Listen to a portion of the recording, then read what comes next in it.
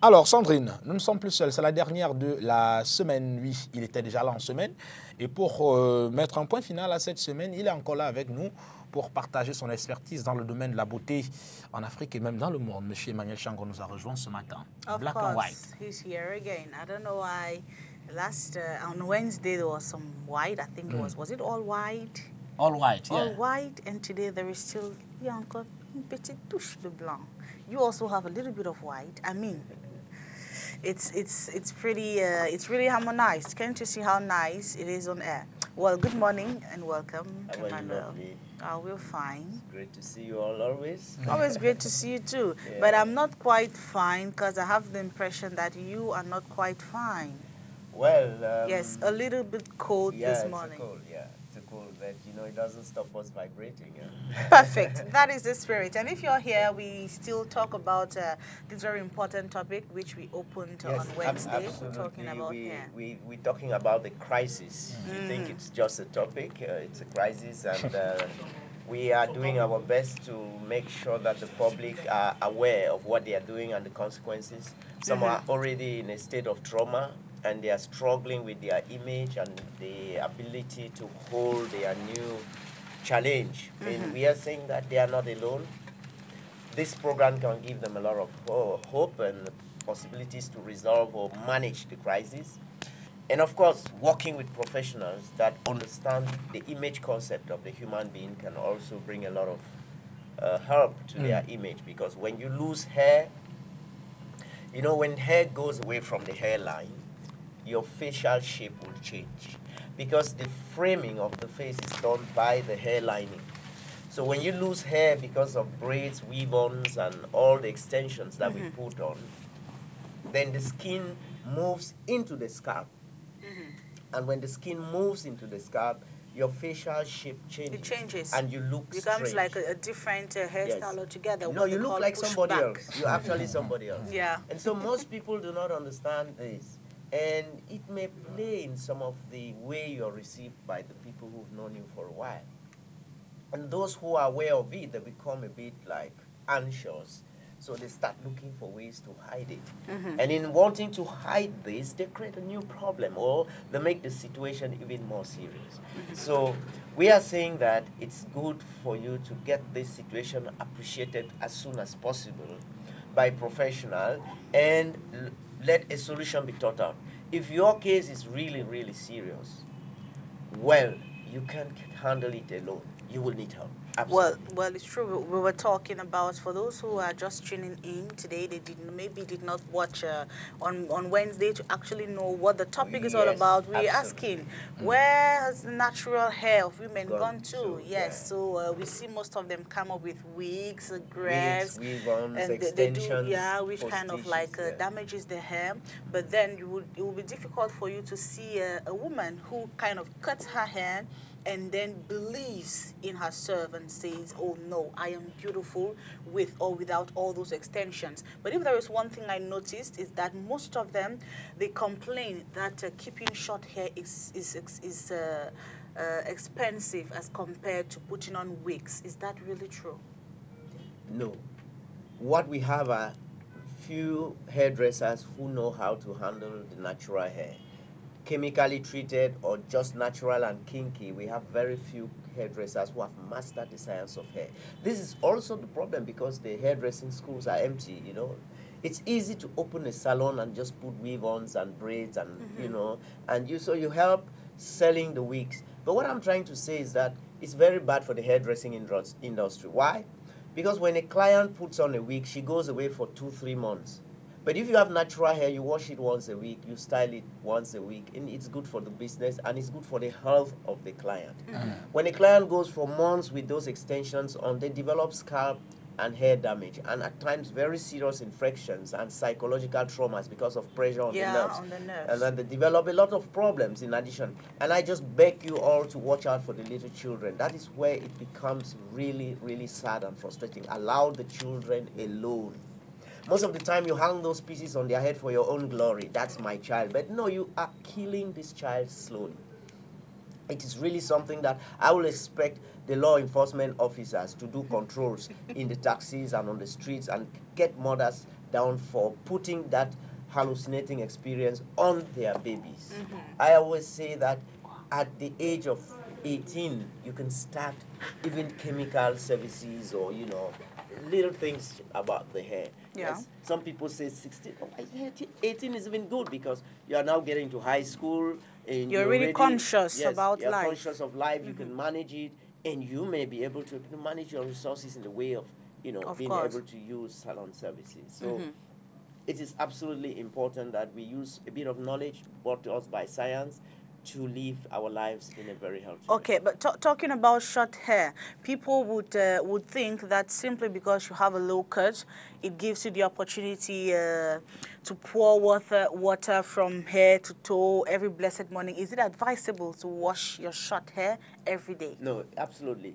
There's something we have to understand, that the physiochemical balance of the scalp is guaranteed by the sebaceous glands that produce the sebum and the sweat glands that produce sweat that has quite a number of minerals. And this guarantees the acidity of the scalp, which protects it from a microbial infection or creating a sort of imbalance in the equilibrium of the bacterial living, or the saprophytes living in the scalp. So you cannot wash your hair every day and you're able to give enough time for the sebaceous glands to produce the sebum. The sebum is the best and the only most effective nourishing oil of the scalp and the hair. So it also protects your hair and your scalp from dehydration and infection. So when you use detergents, no matter how good they are, on a daily basis, you destroy this physiochemical balance, what they call the hydrolipidic film.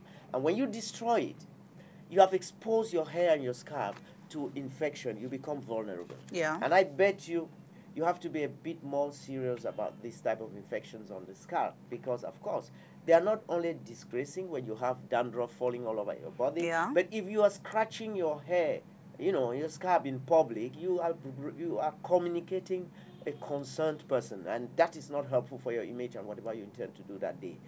Secondly, these infections may degenerate into hair loss, which can become alopecia, which is permanent baldness, and it may lead to other scalp traumas, especially as this is an erogenous zone and the nerve concentration can bring about other problems in your physiology. And you know, the sad thing about it all is that most women think that, I mean, beauty, you know, it's true they say the beauty of a woman lies in the hair, but that doesn't mean having short hair doesn't make you beautiful. They think it's all about the extensions religion, and the synthetic Christianity played a very big role in the message about hair. That is, long hair is for the woman, and short hair is for the man. It says shameful for the man to have long hair, and it is unacceptable for the woman to cut her hair. And this has affected Islam and Christianity that come from the Middle East, you know. They carry this. And we are all involved in one or the other of these religions in our areas, you know, in sub-Saharan Africa. And that influenced the education, considering that most of the early schools were Christian schools. Yeah. Church owned the schools. This went into the grooming and the discipline. But today, for people to be very practical and efficient in school, we have realized that most of the schools will not allow the children, except at the university level, to keep long hair. This is practical for them to be able to focus on their studies. But listen, it is not about the length of the hair, but the quality of the hair you have on you. It's about the shine, the luster, the volume, the movement. Because sometimes your facial structure may not be beautiful with long hair. Now, it's all about the art of beauty. You know, when an artist is painting a dance or a celebrity, at times they may modify the parts of the body just because you have a beautiful face and ugly hands. And so you see what Leonardo da Vinci, Michelangelo, in this Renaissance art, most of them were painting the fingers of the women. That was when nude was in fashion. Yeah. All the celebrities, the queens and the famous women, with what they call tiny long fingers, which was meant for the goddess, for the female goddess of beauty. They didn't find it normal, and of course the anatomy, also that a woman should have, large square nails and, large thick fingers. They should have, what they call filiform, thin, smooth, long fingers. They are more sensual, they are more feminine. So most of those Renaissance paintings don't have the right fingers. The artist gave them. So as an artist, a hairdresser, when I'm working on you, I'm looking at features that I want to enhance and features that I want to, subdue, so as to make you the most beautiful person at that point in time. And that can make me play with the length of your hair. Alors, M. Emmanuel Changon, avec vous, on va partager avec nos téléspectateurs également cette courte vidéo. Et puis, juste derrière, on va vous demander ce que cette vidéo vous inspire comme impression juste après. Elle remontre un peu, je vais dire quoi, la magie des instituts de beauté qui peuvent, même sans cheveux, vous faire une coupe avec des cheveux. Bien sûr, on verra. On regarde donc, on se retrouve juste derrière.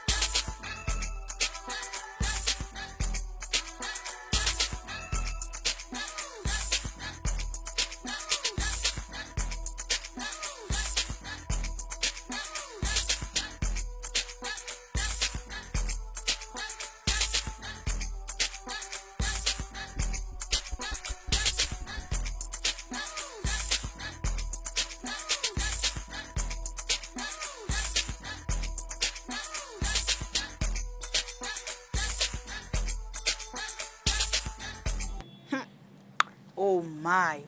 La magie. It's simply amazing. I mean, she had no hair on, and then the result at the end of the day was so beautiful. But then, is that really good? Est-ce que ce n'est pas ça le problème, peut-être, que tout est possible actuellement avec la magie des produits et autres? Qu'est-ce que cette vidéo vous inspire? Oui, ça inspire plusieurs choses. Il y a l'art de la coiffure. J'ai parlé le coiffeur artiste qui peuvent créer, recréer. Voilà des solutions qui peuvent être des solutions indiquées à des moments ponctuels, merci, des solutions ponctuelles. Il y a plusieurs aspects, mais aussi c'est pour dire que des fois la nature n'a pas été générée avec tout le monde. Il n'est pas gentil pour certaines personnes et que artistiquement on peut apporter quelque chose. Eric, on peut avoir quand même la coiffure, le début, oui. Voilà, début. Mais je voulais dire que vous pouvez parler qu'on a abîmé, mais nous avons des programmes pour aider des malades de cancer qui suivent la chimiothérapie et qui sont obligés de perdre leurs cheveux avec l'agressivité de ce traitement. Donc, il y a souvent des look good and feel better, une sorte de thérapie que nous pouvons apporter à ces personnes par rapport à leur image, parce que le fait de se voir sans cheveux ou des cheveux parsemés et leur traumatise davantage et ça crée des dépressions qui accélèrent l'effet négatif de cette maladie, donc le cancer. Donc des fois on intervient dans l'oncologie pour assister ces malades, pour pouvoir les recréer leur image, pas de maquillage, pas de soins esthétiques et pas de coiffure, pour qu'ils ne se souviennent pas qui ne se sentent pas différents des autres. Oui, surtout de l'effet négatif de cette maladie, mais qui ont une image rehaussante, qui est plus positive pour la guérison. Ça pouvait être l'un des cas. Et là, le génie d'un bon coiffeur, qui est ce que nous parlons chaque fois. Il ne s'agit pas d'accrocher des choses sur vous et des fois dire c'est tellement long, ça a coûté cher, que ça traîne derrière vous. Vous voyez des fois des très jeunes filles avec des cheveux sur leurs genoux, ça, ils deviennent des zombies tout de suite.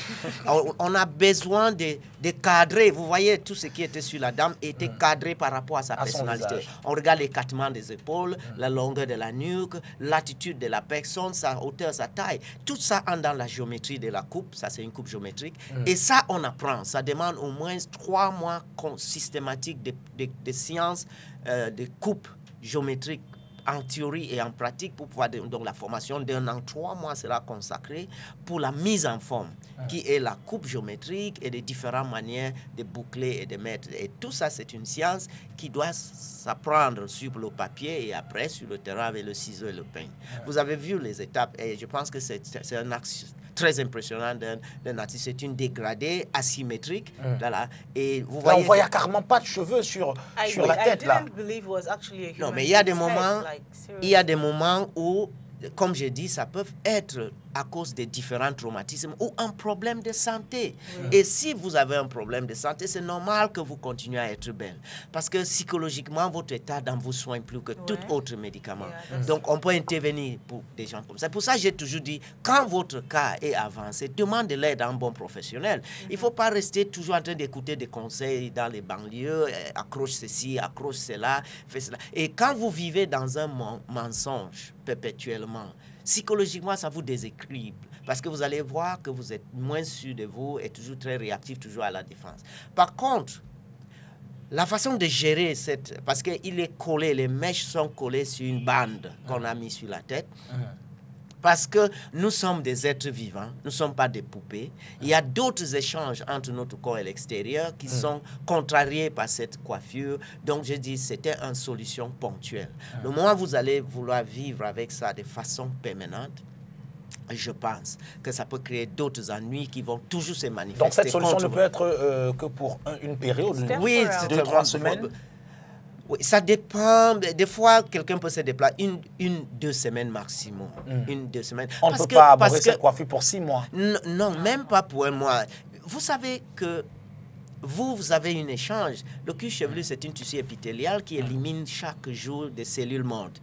Il y a 2 glandes qui sont en pleine activité, la glande sudoripaire et la glande sébacée, qui éliminent des éléments. Il doit communiquer avec l'extérieur. Il y a une flore microbienne que lorsqu'on le bloque avec l'obscurité, avec la chaleur, avec l'humidité et l'alcalinité qui va en découler, il y aura prolifération des bactéries et ça ne va pas seulement nuire au niveau des cheveux, mais au niveau du cuir chevelu qui est déjà votre corps. Donc, toute chose doit être dosée. Peu importe l'appétit que vous avez et comment la nourriture est bien faite. Il y a juste une quantité que vous pouvez manger pour être en bonne santé. Merci bien, M. Emmanuel Shango. Vous allez rester avec nous jusqu'à la fin du programme. Sandrine, what next? Well, I think we talk a little bit of love.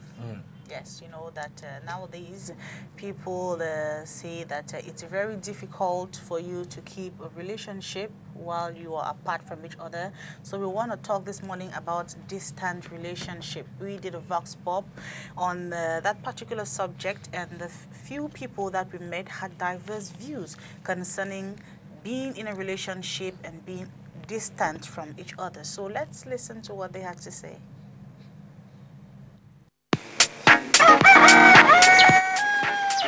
Je dirais, c'est un peu très compliqué et très difficile. Parce que, vous savez, autrui est ondoyant et divers. Il peut changer à n'importe quel moment.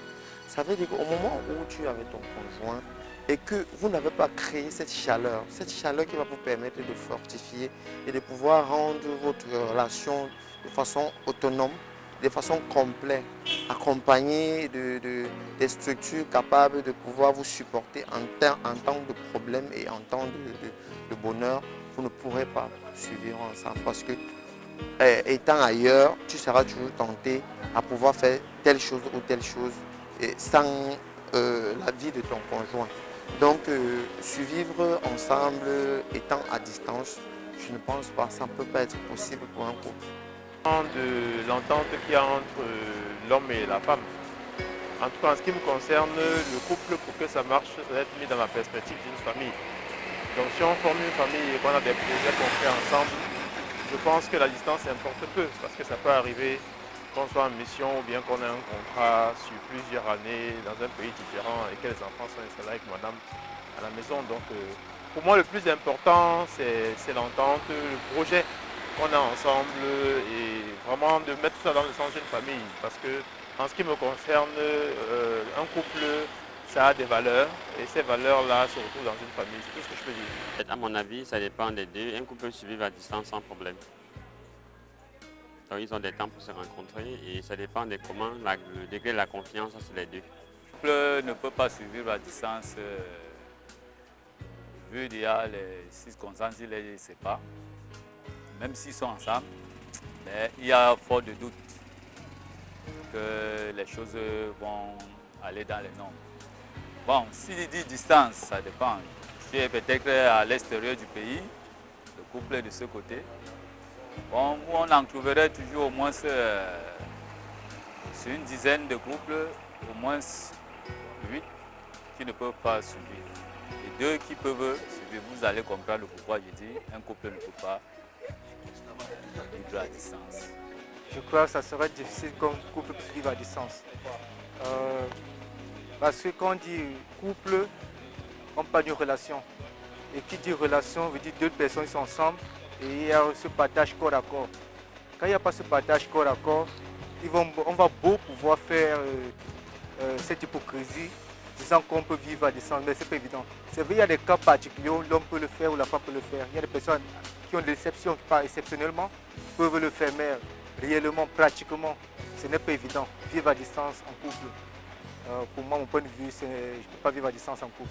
Ce n'est pas prévu et ce n'est pas normal. Le couple doit être toujours ensemble. Dieu a prévu qu'ils doivent être ensemble.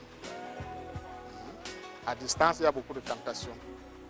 Loin l'un de l'autre, d'abord l'affection diminue et ensuite il y a beaucoup de tentations.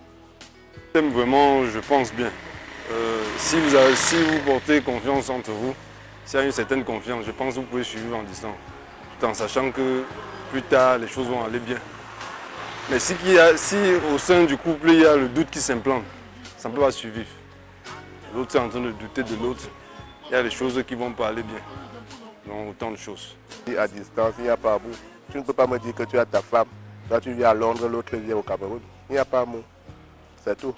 Tu peut vivre à distance lorsque monsieur a laissé les moyens de bord. En ce moment-là, il n'y a pas de problème. Mais à partir du moment où l'homme ne laisse pas les moyens à la femme, elle va faire la rue. Ça, c'est automatique. Dans le monde entier, c'est comme ça. Si la femme mange, si elle boit, si elle subvient à ses besoins, il n'y a pas de problème. Tout marche. C'est comme ça la vie. Le couple ne peut pas survivre à distance. Pourquoi? Parce que, quand vous savez, en amour, quand il y a l'écart, il y a beaucoup de doutes et de suspects. Donc ce qui fait que le couple qui vit à distance, c'est un couple qui a un peu de doute.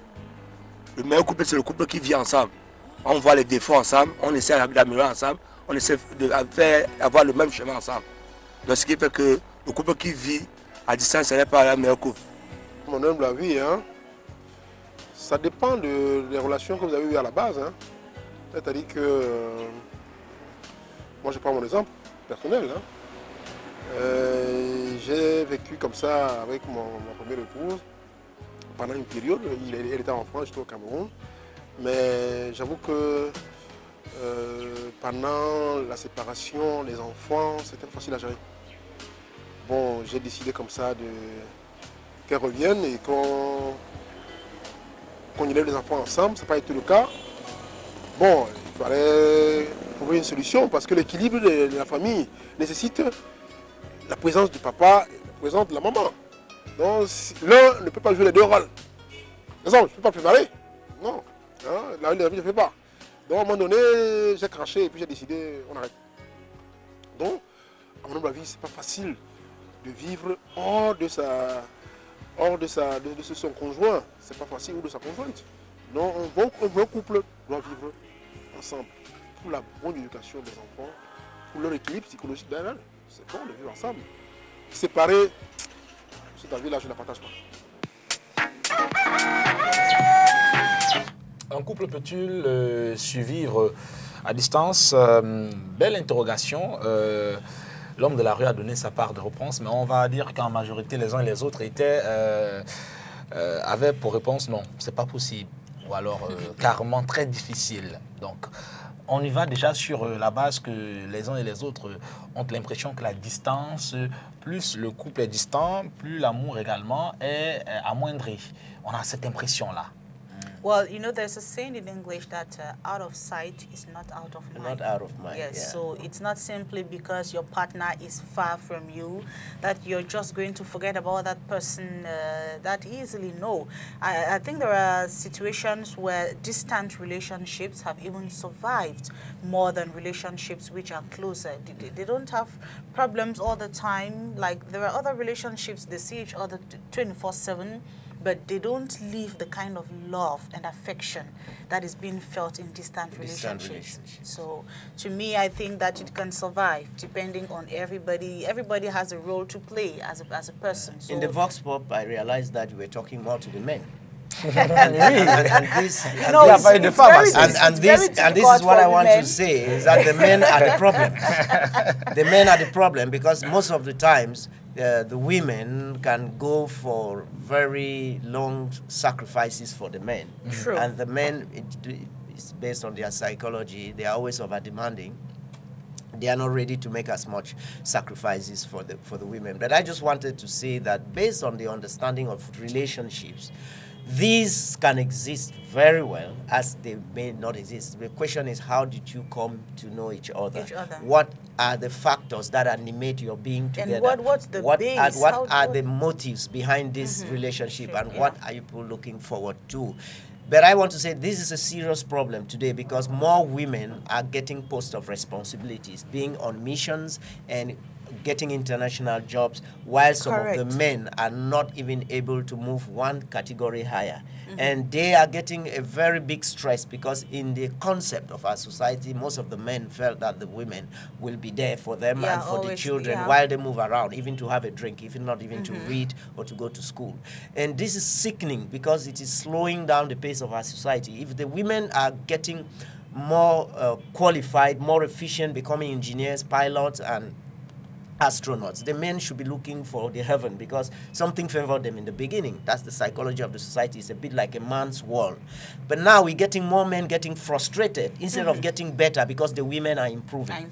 And this improvement in the women bring more distances in the couples, which the men are not psychologically equipped to manage because they are not used to the fact that they can come home before the madam and take care of the children and do maybe something. They don't have that in their minds. But sometimes the women are really more efficient than us, and they are getting better jobs, and they have to be on mission. They may go for further studies, and you would have to know that love now is the question. Do you really love her? If you really do, then you will be in love with her success. Of course. And that success will be yours. I think that's it. Very professional, huh? Always having important things to say. But I think we now come back to the subject of the day. Why not? We've elaborated a lot on hair, but we've not talked about some of the consequences and even how we can remedy the situation. So maybe a few consequences of all these wigs, extensions, whether synthetic or natural hair that ladies use. Like I said, it's a very vast and very diverse topic and needing a lot of reflections. And this, I want to make you understand, dear ladies, because this is more like with you. The pressure of beauty on you is enormous, I know. And at times, you put this pressure on yourselves. Listen, with a good analysis of your situation, with a comforting psychology, you'll be able to live with 3 hair on your head, even if you have 3,000. Most of you have already 300 and 3,000. My teacher said with just 3 strands of hair, you have a hairstyle. So I think this is where the genius of the hairstylist can come in to help you. But remember, we cannot have a generalized solution. We have to move from one case to the other. And I want to say that be understanding. The public be understanding. There are some people, because of their health, especially those suffering from cancer, and they have to go under chemotherapy, they lose their hair, and there can be serious consequences because of their mindset, the depression that is accompanying this poor image that brings some sad feelings and make their disease more more destructive to their health. So we can use accessories to build them up. We can use wigs and, you know, extensions like the one with the glue-ons that the one with it to build back their images and give them that feeling. Remember, a beautiful dress is just for an hour, but can make you the princess forever. So we don't play with image concepts. But at the end of the day, most of you and the majority of you will never have this type of problem because you will listen to this advice and you will stop using weave-ons as a permanent way of life. An accessory is just an accessory. You don't go to bed with your shoes. You don't put a wedding gown for 3 days. You put it just for a few hours. You don't put on a suit to, you know, to go to bed. You put a pajamas. You don't put on earrings or makeup forever. So extensions are accessories and they are just only accessories. When you keep them permanent, they become a health hazard and you'll be in that situation. But if you're already in that situation, you have to seek professional advice. Okay. This is very important to guide you because most of you get into a hysteria and the situation may not be as bad as you think. And in your hysteria, there are negative feedbacks. It's sort of boomerang with what you do. And the ultimate reason is that you go to an absolute destruction. And then you are totally traumatized. And you go about with hair pieces knowing that you are telling a lie. And that will play unconsciously in your behavior when you know you're hiding something. Yeah, hiding. You know, every lie is equal to a lie. And it will affect you in the same way. Monsieur Emmanuel Changon, je rappelle qu'il a un peu plus de 30 ans d'expertise dans le domaine de la beauté au Cameroun, en Afrique et même dans le monde, ça il faut le dire. Donc pour tous ceux qui voudraient bénéficier de cette expertise-là, ils peuvent venir à Viva. Yes, of course, you can come to Viva Coiffure. And I'm open to receive people on consultations in Cité des Palmiers, that's Carrefour Express. You can come là-bas, c'est des dimanches dans l'après-midi, je suis à Carrefour Express, à la Cité des Palmiers. Je peux vous recevoir, je peux causer avec vous, je peux faire quelques analyses et vous donner des conseils. Les samedis, généralement, à Bonapriso, c'est la croissanterie. Et les lundis, ici à Aquarium Benabé. J'aimerais vous rencontrer personnellement parce que je pense que ça fait un de mes plaisirs aussi. Aider les gens, oui, aider les gens. C'est pour ça que je suis là. C'est pour ça que nous sommes là. C'est pour ça que je vous trouve charmante parce que, voilà, c'est un plaisir. Écoutez, après tout ça, qu'est-ce qu'on a à faire encore? Enseigner et échanger. Bien sûr. Alors, on va se quitter dans un instant, mais le temps pour nous de regarder, Sandrine, ce Vue sur le net que vous avez préparé pour nous ce matin. Of course. Peut-être qu'il va encore arracher un grand sourire à M. Emmanuel Changon. And it is packed with lots of inspiration. It's talking about how you should never give up. And in the video too, you find out that Cameroonians are still very happy about the success recorded by the Lions. So let's watch this video. Le Vue sur le net de ce matin qui nous permettra de comprendre qu'il ne faut jamais lâcher prise.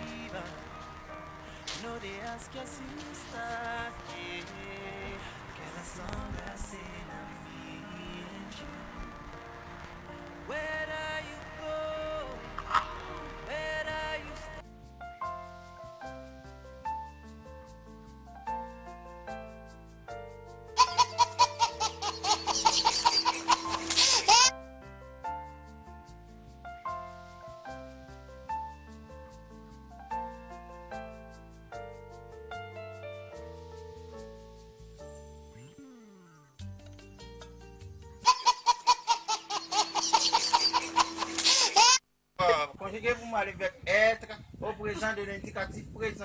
Je suis. Oui. Tu es. Très bien. Il est. Très bien. Nous sommes. Très bien. Vous êtes. Très bien. Ils sont. Très bien. Et conjuguez le verbe rire au présent de l'indicatif noir.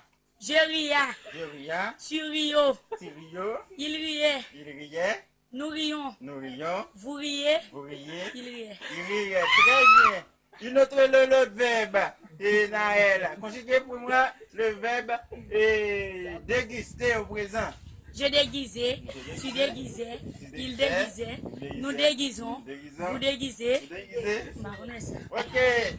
Et féminin d'avocat, Naël. Avocatier. Avocatier, très bien. Féminin d'ingénieur. Génis. Génis, très bien. Féminin de banane. Bananier. Bananier, très bien. Féminin de bœuf.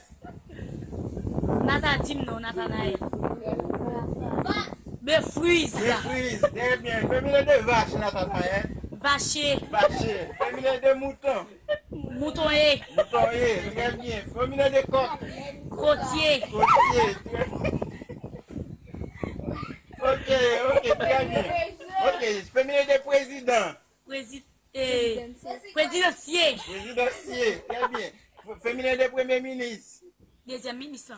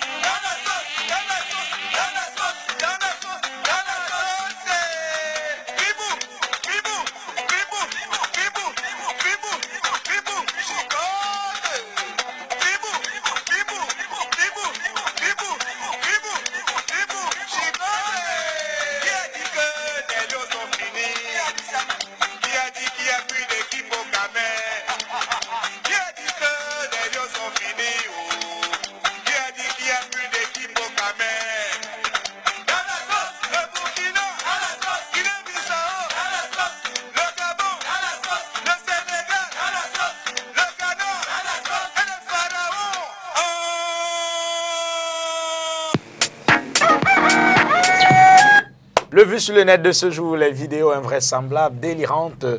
Il faut retenir 2, 3, 4, 5 choses. Never give up. Oui, quand vous avez l'objectif à atteindre, essayez, réessayez 2, 3 fois, vous allez peut-être y arriver. Et également, sachez que le féminin de Premier ministre, ce n'est pas deuxième ministre. Ce n'est pas deuxième ministre. Et elle était tellement sûre d'elle. Bon, on en rit, mais ça montre aussi, je vais dire quoi, le niveau, j'allais dire, d'analphabétisation des... Eric Gando me fait perdre mon latin là. Non, mais franchement... Mais continue de me coiffer. Tu as terminé, l'autre dit non, je dois me reposer. Il a dit quoi? Tu l'as payé. Can you see the game? Il dit, tu mon l'as frère, payé pas. pour 3 personnes. Va avec ta tête, il n'y a pas. Je veux plus te coiffer, va. Il dit, mon frère, je me repose un moment. Toi, tu vas payer pour 4 têtes. Not even 3, but 4.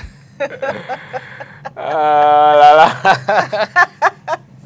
Est-ce que ça pourrait vous arriver, monsieur? Ça ne se fait pas comme ça. Même si vous venez avec une calvitie, donc 1% des cheveux qui est sur la bande des vous payez la coiffure normale. Une coiffure normale. Donc, l'être humaine, c'est une valeur entière. On ne se dépièce pas dans le salon de coiffure. Il faut respecter. On ne se dépièce pas. C'est pas une garage. Hein? Voilà, une personne assise. D'ailleurs, c'est pas la tête qu'on coiffe. J'ai toujours dit à Viva Coiffure, on coiffe la personne. Son corps et son esprit. On ne coiffe pas sa tête. Voilà. Il faut penser à l'autre. It's holistic. Hein? On va vous dire merci de nous avoir regardé. Madame, monsieur Eric Gando va nous sortir une petite, une dernière, une chanson assez chaude pour dire au revoir. Mais pour... il va encore nous mettre dedans. En tout cas, on se donne rendez-vous la semaine prochaine. Merci, monsieur Magnet Chang. Se passer. La semaine prochaine, vous serez encore là. Mercredi. On aura un autre sujet. We will continue with the weave-ons. Voilà. Alors, look on the weave-ons. Sandrine Befolo. Mardi, tu es dedans. Mercredi, tu es dedans.